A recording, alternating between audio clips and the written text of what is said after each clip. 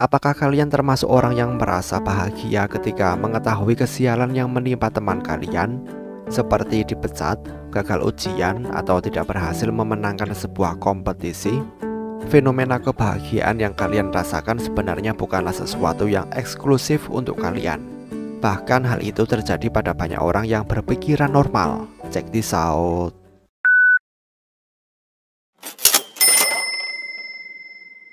Dalam ilmu pengetahuan, istilah yang digunakan untuk menyebut perasaan bahagia ketika mendengar kabar buruk tentang orang lain disebut Schadenfreude. Berasal dari kata Jerman yaitu Schaden yang berarti sakit dan Freude yang berarti kesenangan.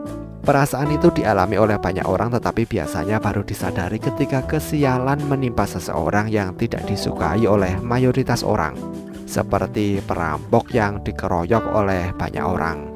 Banyak kajian ilmiah justru membuktikan melalui kajian mereka, Schadenfreude ini paling jelas dilakukan oleh seseorang yang memiliki tingkat kepercayaan diri yang rendah.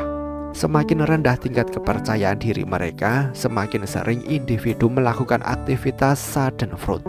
Menurut sebuah studi oleh Dr. Van Dijk dari Universitas Leiden di Belanda mengenai fenomena Schadenfreude, dia menyimpulkan seseorang dengan tingkat kepercayaan diri yang rendah akan melakukan apapun untuk membuat dirinya merasa lebih baik. Dengan melakukan penelitian yang membacakan reaksi mimik wajah seseorang setelah dikisahkan tentang kemalangan yang menimpa seseorang, banyak peserta penelitian yang tersenyum setelah kesialan menimpa kelompok tertentu saja.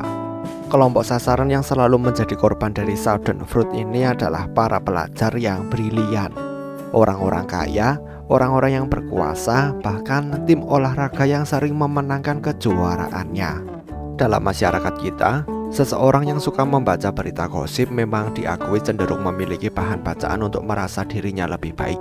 Ketika mereka memiliki tingkat kepercayaan diri yang rendah dengan membaca berita tentang kegagalan pernikahan seorang artis misalnya, hal ini akan membuat mereka merasa bahagia dengan hidupnya.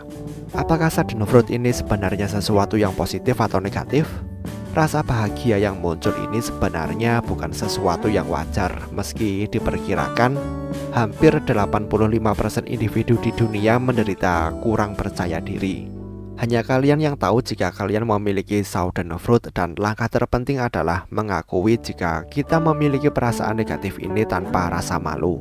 Latih diri kalian setiap kali ada perasaan senang melihat kesialan teman kalian. Ingatkan diri kalian jika kalian tidak butuh kesialan mereka untuk membuktikan kesuksesan kalian. Kesuksesan seseorang yang kalian kenal bukan berarti kalian telah gagal. Kegagalan mereka juga bukan kesuksesan bagi kalian. Bagaimana menurut kalian? Sampaikan pendapat kalian di kolom komentar. Terima kasih telah menonton video ini dan sampai jumpa di next video.